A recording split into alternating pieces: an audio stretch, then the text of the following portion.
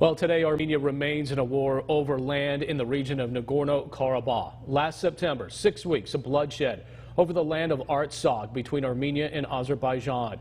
Russia brokered a peace deal, but Armenia had to give up their indigenous land in that deal.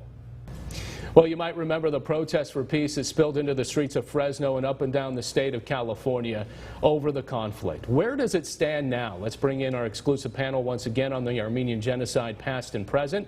Aram Hamparian, Adam Schiff, Mark Garagos, and Berj Abkarian. So, Congressman, I'm back with you again. Will the U.S. get involved and redo that peace deal that Armenia had to lose land and they lost churches and monuments? They were torn down, destroyed.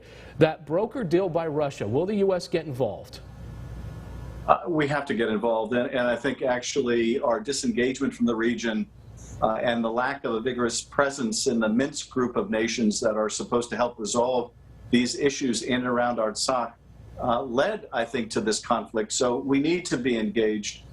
We need, I think, first and foremost, to focus on the more than 200 POWs still being held in violation of international law by Azerbaijan, the potential war crimes committed against prisoners of war, the mutilation of the bodies of the dead. Those issues are of immediate concern, as well as the need to resettle those that were driven from their homes in Artsakh. So the U.S. needs to get involved. I think these two issues are not unrelated.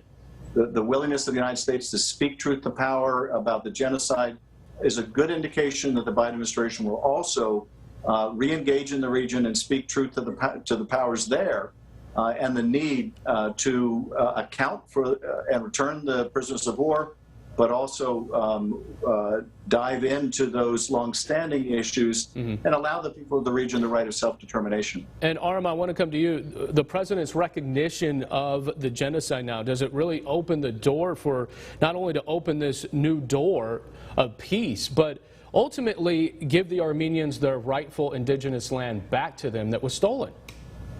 I would agree. I think, as Congressman Schiff said, it's all basically one issue, which is the genocidal continuity, the continuation of genocidal intent by Turkey and Azerbaijan to basically eradicate the Armenians, to erase even our memory from the region.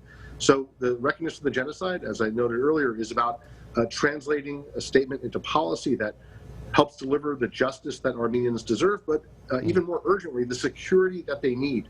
The security in terms of return of prisoners, in terms of humanitarian aid, in terms of checking aggression from Ankara and Baku against the Armenian people. That's, I think, the significance of the genocide recognition. Of course, there's legal, moral, other aspects of it, but the security aspect is very, very front and center for us, and we need to see the Biden administration, take this, the recognition as seriously, of course, as it should be taken, and press forward on a security agenda that's going to help make sure there isn't a second Armenian genocide. And Mark, I know you've been looking into the prosecution of war crimes being committed in Armenia from this latest conflict.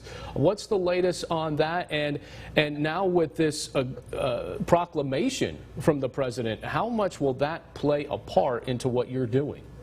It actually plays quite a bit into what we're doing. Number one, now that, part of the reason or frustration in the community about the Artsakh war is we don't think that that would have ever occurred if there had been genocide recognition in the first place. We think that part of the reason that that was allowed to occur on a world stage is because of, for a lot of political reasons, but because there was no genocide recognition. The oft-time adage that if you don't acknowledge it and condemn it, you're doomed to repeat it.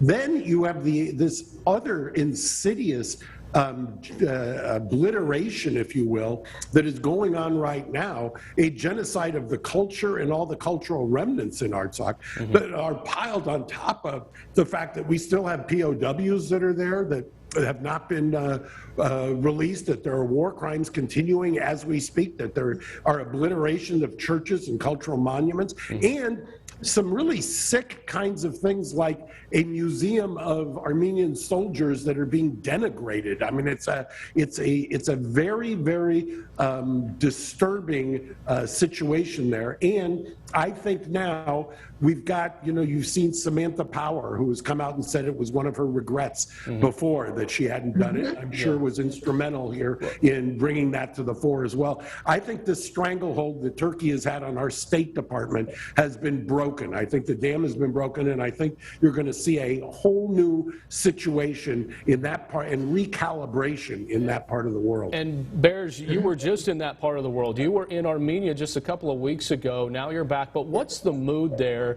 Are the people still angry with the Prime Minister, Nikol Pashinyan?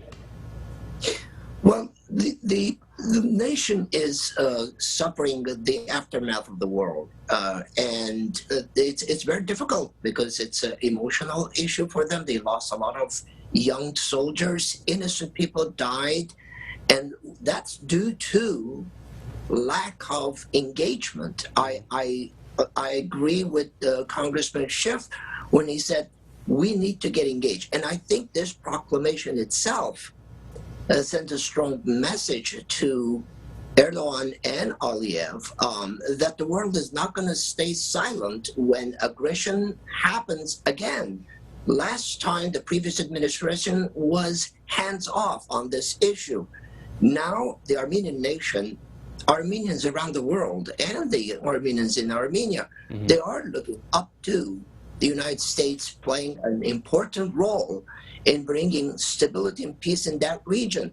And this proclamation or recognition of the Armenian genocide sends a strong message to them to be much more careful not to destabilize that region. Congressman, we just have about a minute and a half left, and I really want to ask this question because we've talked about the proclamation and we've had a frank conversation about this, and I'm just wondering, are you going to urge President Biden to finally remove the U.S. air base in Turkey, as it does stand, as you know, on land stolen from Armenia? And on top of that, the Armenian fund that we're pushing for of the $100 million from the U.S., will it be approved? Well, let me turn to the aid first. We're certainly going to be doing everything we can to make sure that we provide the resources to Armenia, to Artsakh. It has been historically difficult for us to provide funding to Artsakh. I've worked on getting that in the appropriations bill year after year, and often the State Department doesn't spend what we give. Now, I hope that will stop with this administration and will be much more successful because the need there is so tremendous. In terms of the base at Incirlik, that's a discussion that the President, our Secretary of Defense, our NATO allies, and Turkey are going to have.